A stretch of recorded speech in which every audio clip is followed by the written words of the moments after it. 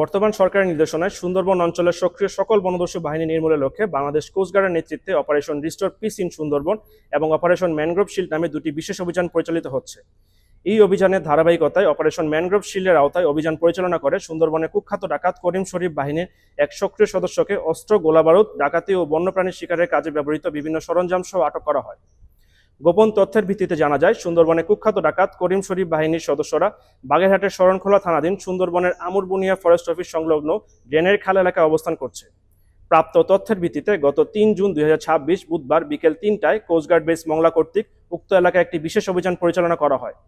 অভিযান চলাকালীন কোস্টগার্ডের উপস্থিতি টের পেয়ে ডাকাতরা পালানোর চেষ্টা করলে আভিযানিক দল কর্তৃক ডাকাতদের ধাওয়া করে ৪টি ১নলা বন্দুক, ২০ রাউন্ড তাজা কার্তুজ, ৭৪ রাউন্ড ফাঁকা কার্তুজ, ৭ রাউন্ড এয়ারগান গুলি, একটি টেলিস্কোপ, একটি সোলার প্যানেল, একটি ব্যাটারি, একটি ওয়াকিটকি চার্জার, একটি সিংহ হরিণের মাথা, ৩ কার্টুন সিগারেট, ২ বস্তা চাল, একটি কাঠের বর্ষ করিম শরীফ বাহিনীর একজন সক্রিয় সদস্যকে আটক করতে সক্ষম হয়।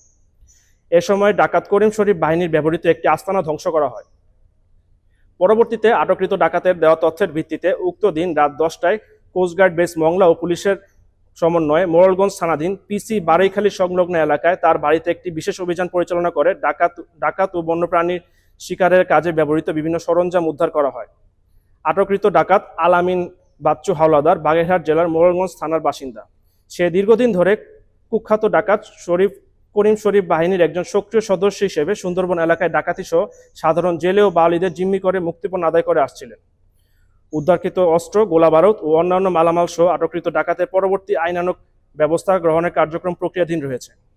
কোস্টগার্ডের চলমান এ সকল কার্যক্রম অভিযানের ফলে স্থানীয় কিছু স্বার্থান্বেষী মহল ও অসাধু চক্র বাহিনীর ভাবমূর্তি ক্ষুণ্ণ ও অপরাধ দমন কার্যক্রমকে প্রশ্নবিদ্ধ করার উদ্দেশ্যে বিভিন্ন সময় বিভ্রান্তিকর ও ভিত্তিহীন তথ্য প্রচারের অপচেষ্টা চালিয়ে যাচ্ছে। অপপ্রচার সত্ত্বেও কোস্টগার্ডের দস্যু দমন অভিযান অব্যাহত থাকবে।